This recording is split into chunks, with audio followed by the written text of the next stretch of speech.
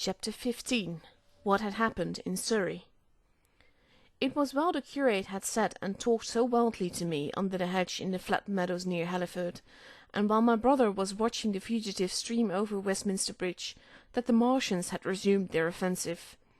So far as one can ascertain from the conflicting accounts that have been put forth, the majority of them remained busied with the preparations in the Horsell pit until 9 that night, hurrying on some operation that disengaged huge volumes of green smoke.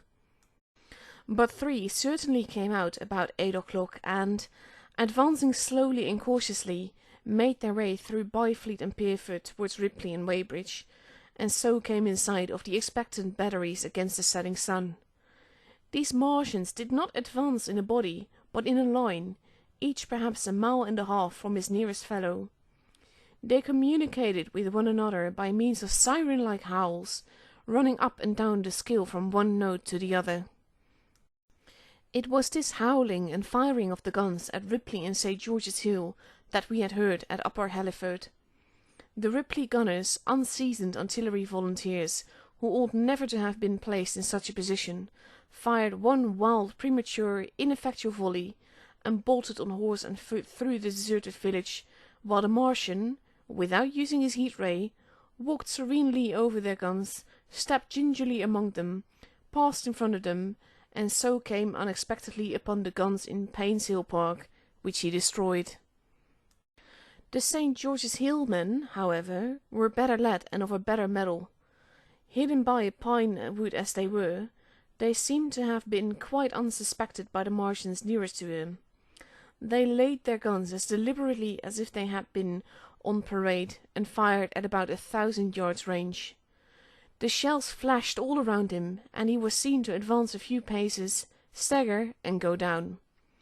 Everybody yelled together, and the guns were reloaded in frantic haste. The overthrown Martian set up a prolonged ululation, and immediately a second glittering giant, answering him, appeared over the trees to the south. It would seem that a leg of the tripod had been smashed by one of the shells. The whole of a second volley flew wide of the Martian on the ground, and, simultaneously, both his companions brought their heat rays to bear on the battery. The ammunition blew up, the pine trees all about the guns flashed into fire, and only 1 or 2 of the men who were already running over the crest of the hill escaped. After this, it would seem that the 3 took counsel together and halted, and the scouts who were watching them report that they remained absolutely stationary for the next half-hour.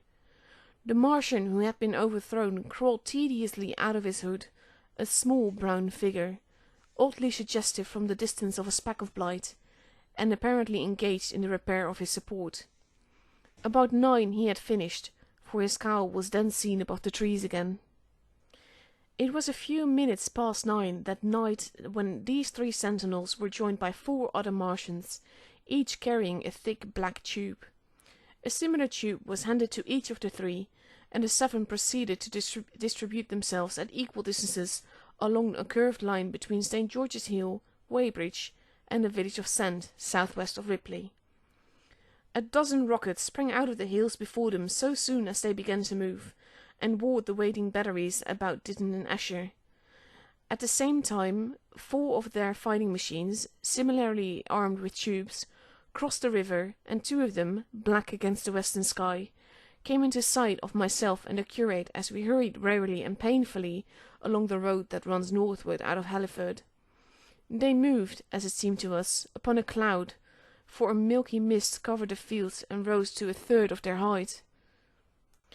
At this sight the curate cried faintly in his throat and began running, but I knew it was no good running from a Martian, and I turned aside and crawled through dewy nettles and brambles into a broad ditch by the side of the road.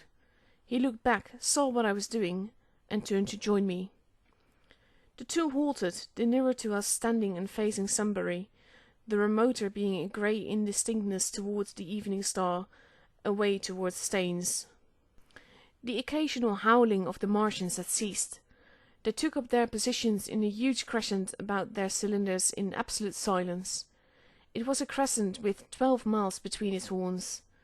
Never since the devising of gunpowder was the beginning of a battle so still. To us, and to an observer about Ripley, it would have had precisely the same effect.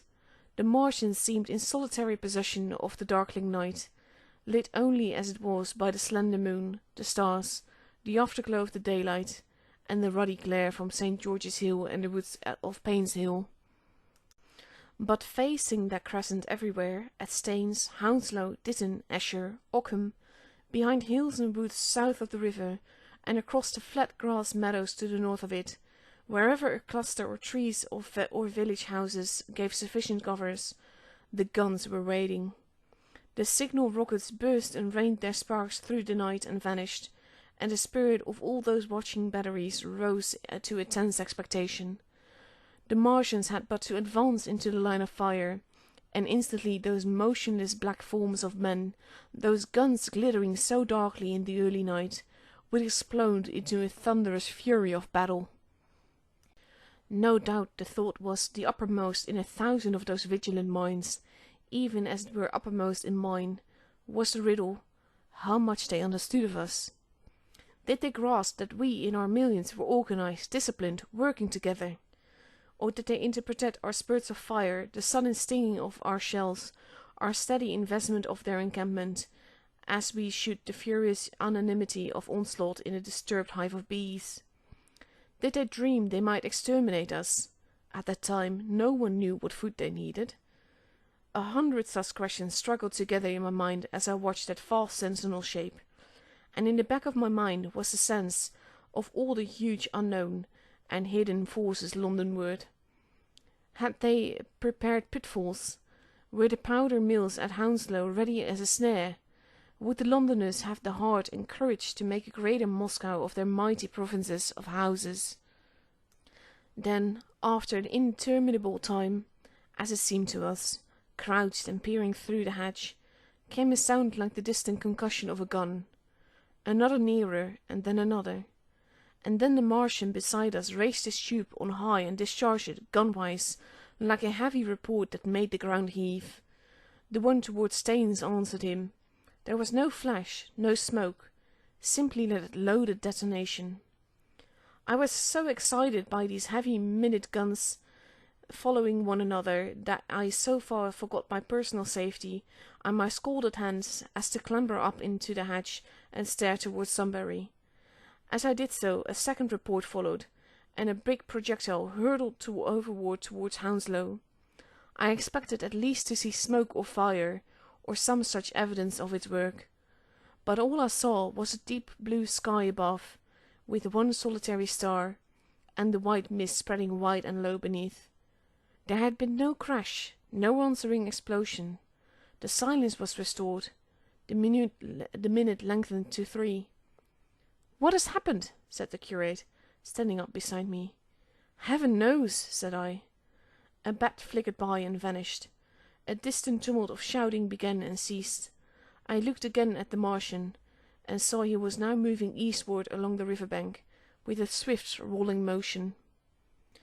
Every moment I expected the fire of some hidden batteries to spring upon him, but the evening calm was unbroken. The figure of the Martian grew smaller as he receded, and presently the mist and the gathering night had swallowed him up. By a common impulse we clambered higher. Towards Sunbury was a dark appearance, as though a conical hill had suddenly come into being there, hiding our view of the further country, and then, remoter across the river, over Walton, we saw another such summit. These hill-like forms grew lower and broader even as we stared.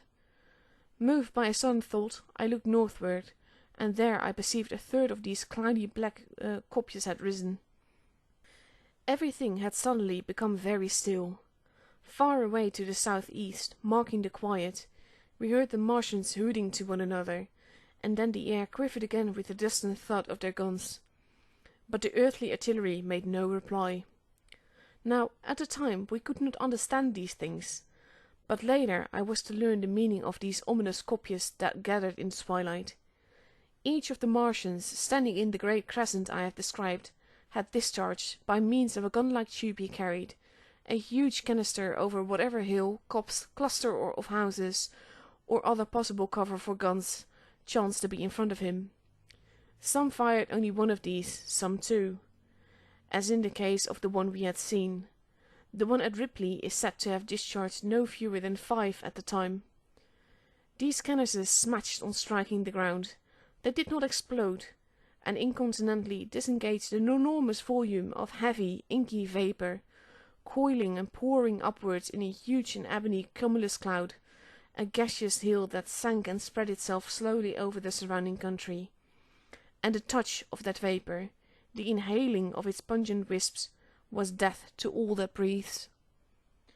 It was heavy, this vapour, heavier than the densest smoke, so that, after the first tumultuous uprush and outflow of its impact, it sank down through the air and poured over the ground in a manner rather liquid than gaseous, abandoning the hills, and streaming into the valleys and ditches and watercourses, even as I have heard the carbonic acid gas that pours from volcanic clefts is wont to do. And where it came upon water, some chemical action occurred, and the surface would be instantly covered with a powdery scum that sank slowly and made way for more. The scum was absolutely insoluble, and it is a strange thing, seeing the instant effect of the gas, that one could drink without hurt the water from which it had been drained. The vapour did not diffuse as a true gas would do. It hung together in banks, flowing sluggishly down the slope of the land, and driving reluctantly before the wind. And very slowly it combined with the mist and the moisture in the air, and sank to the earth in the form of dust. Save that an unknown element giving a group of 4 lines in the blue of the spectrum is concerned, we are still entirely ignorant of the nature of this substance. Once the tumultuous upheaval of its dispersion was over, the black smoke clung so closely to the ground, even before its precipitation, that 50 feet up in the air, on the roofs and upper stories of high houses and on great trees, there was a chance of escaping its poison altogether, as was proved even that night at Street Cobham and Ditton. The man who escaped at the former place tells a wonderful story of the strangeness of its coiling flow, and how he looked down from the church spire and saw the houses of the village rising like ghosts out of its inky nothingness. For a day and a half he remained there, weary, starving and sun-scorched, the earth under the blue sky, and against the prospect of the distant hills a velvet black expanse, with red roofs, green trees, and, later, black-filled shrubs and gates, barns, outhouses and walls, rising here and there into the sunlight. But that was at Street Cobham, where the black vapour was allowed to remain until it sank of its own account into the ground. As a rule, the Martians, when it had served its purpose, cleared the air of it again by wading into it and directing a jet of steam upon it. As they did with the vapour banks near us, as we saw in the starlight from the window of a deserted house at Upper Halliford, whither we had returned. From there we could see the searchlights on Richmond Hill and Kingston Hill, going to and fro, and about 11 the windows rattled, and we heard the sound of the huge sheath guns that had been put into position there. They continued intermittently for the space of a quarter of an hour, sending chance shots at the invisible Martians at Hepton and Ditton, and then the pale beams of the electric light vanished, and were replaced by a bright red glow. Then the 4-cylinder fell, a brilliant green meteor, as I learned afterwards, in Bushy Park. Before the guns on the Richmond and Kingston line of the hills began, there was a fitful cannonade far away in the southwest, due, I believe, to guns being fired at haphazard before the black vapour could overwhelm the gunners.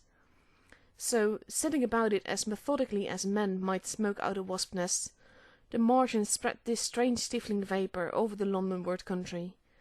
The horns of the crescent slowly moved apart, until at last they formed a line from Hanwell to Coombe and Malden. All night through their destructive tubes advanced. Never once, after the Martians at St. George's Hill was brought down, did they give the artillery the ghost of a chance against them. Wherever there was a possibility of guns being laid for them unseen, a fresh canister of the black vapour was discharged, and where the guns were openly displayed, the heat ray was brought to bear. By midnight the blazing trees along the slope of Richmond Park and the glare of Kingston Hill threw their light upon a network of black smoke, blotting out the whole valley of the Thames and extending as far as the eye could reach. And through this 2 Martians slowly waded, and turned their hissing steam jets this way and that. They were sparing of the heat ray that night, either because they had but a limited supply of the material for its production, or because they did not wish to destroy the country, but only to crush and overawe the opposition they had aroused. In latter aim they certainly succeeded. Sunday night was the end of the organized opposition to their movements. After that no body of men could stand against them, so hopeless was the enterprise. Even the crews of the torpedo boats and destroyers that had brought their quick-firers up the Thames refused to stop, mutinied, and went down again. The only offensive operation men ventured upon after that night was the preparation of mines and pitfalls, and even in that their energies were frantic and spasmodic. One has to imagine, as one well may, the fate of those batteries towards Esher, waiting so tensely in the twilight. Survivors there were none. One may picture the orderly expectation, the officers alert and watchful, the gunners ready, the ammunition piled to hand, the limber gunners with their horses and wagons, the groups of civilian spectators standing as near as they were permitted, the evening stillness, the ambulances and hospital tents with the burned and wounded from Weybridge, then the dull resonance of the shots the Martian fired, and the clumsy projectile whirling over the trees and houses and smashing amidst the neighbouring fields. One may picture, too, the sudden shifting of the attention, the swiftly spreading coils and bellyings of that blackness advancing headlong, towering heavenward, turning the twilight to a palpable darkness, a strange and horrible antagonist of vapour striding upon its victims, men and horses near it seen dimly, running, shrieking, falling headlong, shouts of dismay, the guns suddenly abandoned, men choking and writhing on the ground, and a swift broadening out of the opaque cone of smoke. And then night and extinction, nothing but a silent mass of impenetrable vapour hiding its dead.